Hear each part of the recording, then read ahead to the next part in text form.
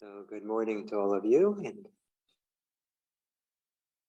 are we connected? Yep, there are the waves. Thank you so much.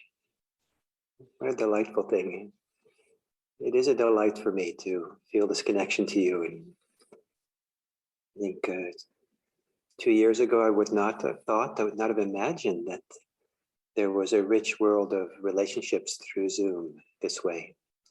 But it turns out that you can have it. And I feel very warm, heart warmed being part of this and participating with you. Thank you. So today, the instructions are about mindfulness of emotions.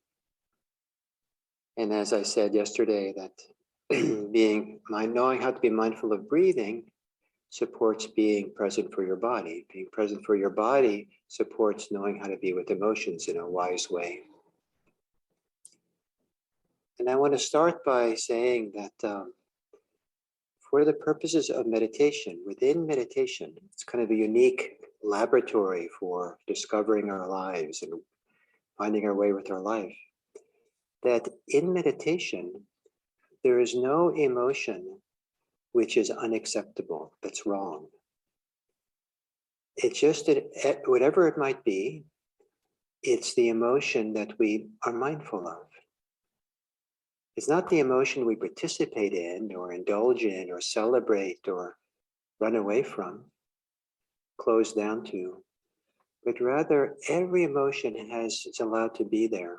It's one of the few times in human life, I think, where it's possible to have such a broad accepting, broad allowing attitude to our emotional life. At work or in family or certain relationships, it makes sense to be a little bit careful with your emotions, sometimes spilling over or spilling out. And, sometimes it's troublesome for people to know that,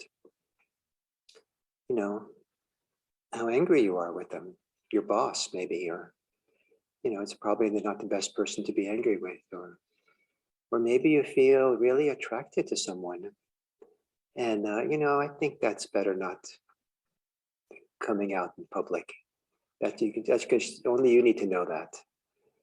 But in meditation, you're allowed for the energies of emotions, the presence of emotions to be there. But we're looking to let it be there in a particular way. And that is this way of not participating, not feeding it, not being for or against it, not being ashamed or proud for it, but somehow just letting it be.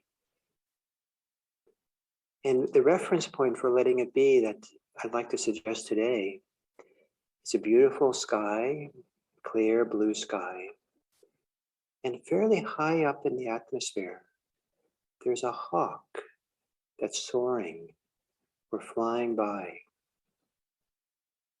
And you just watch it. You don't interfere with it. You're not for or against it. You don't feed it. You don't try to shoot it down. You just let the bird just fly by. In that kind of gaze, that kind of way, we can be with our emotions. It's more complicated though, because it's not exactly far away in the sky. It's in our own bodies. As more introductory to this idea of mindfulness of emotions, imagine that you have a grand piano that's really perfectly tuned. And people pass your piano, and some people come and they just put their finger on one key and make one sound. And if someone taps the key, it makes a nice sound because it's perfectly tuned, but the strings vibrate. Some people are pianists and they play a little piece, and the piano wasn't planning on having music coming out of it. The piano is not trying to get the person to stop. The piano is just vibrating with the little hammers that hit the string. Sometimes the kids in the house come over, and that's a little bit of a cacophony. But the piano doesn't mind. Piano doesn't know the difference, doesn't accepts that sound just as well as it does the pianist. So we have all these strings inside of ourselves, and things happen in life that strike those strings and they vibrate. Some of the things outside around the world, some wonderful thing happens to you, just a delight, and you feel the string of joy vibrates. You didn't even want it to vibrate, but it was this beautiful thing that you saw and it just inspired you. You see something painful in the world and sorrow vibrates in response. You weren't planning to be sorrowful, but if that string is vibrated, that's what happens. And some of the things that vibrate those strings are things that go on inside of ourselves. So if I think about my high school girlfriend, it might vibrate the strings of anger. How could she have? That wasn't right. How she ended the relationship or something. And so it's my thoughts, my ideas. I don't even remember her name. She probably doesn't remember me, but I still remember what she did. And little vibration, it vibrates. So my thought is what strikes the string. So what I'm trying to say with this analogy is that once an emotion arises, for whatever the reason, whatever struck the string, when a string is vibrating, that's just what strings do. Once an emotion has arisen for you, for whatever the causes and conditions for it, something's going to vibrate inside of you. That's what it does. Sometimes what happens is that, I'm having these anger vibrations, notes that are ringing about my high school girlfriend. And then, and then I remembered the time she stood me up. And then I remembered the time she said that mean thing. And how could she have? And I can't, and I'm telling myself stories. Each time I do that, I'm striking the string over and over and over again, and it keeps ringing. If I left it alone without the story, the ringing would eventually just fade away. That's what strings do, just fades away. But we have this habit of getting involved. And if I don't like the sound of the string, and so I get a little hammer and hit it, stop that. It's just going to ring more, right? Stop it. And the more it rings, the more I hit my little hammer. So this idea of allowing your emotions be in this radical way that's possible in meditation. On one hand, it's a way of learning how not to keep hitting those strings. But more importantly, it's learning how to be free in the midst of our emotional life. An emotional life you're allowed to have, but there can be freedom in relationship to it. Whether it's a positive emotion or a negative emotion, the idea is to discover our freedom within it. The difficult emotions, what's called the afflictive emotions, tend to fade away when we don't feed it or don't strike those strings. And this analogy of the piano doesn't work so well for the positive ones, but the positive ones tend to grow and radiate out. Maybe it's like they lifted up the lid of the grand piano and now the notes travel much further, richer. So when we have freedom, the positive emotions have more room to resonate and spread, and the strings will ring longer with those. So to sit with emotions and learn how to be mindful of them. And some of you know the acronym called RAIN.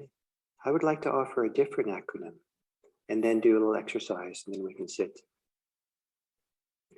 And the acronym is RAFT, R-A-F-T.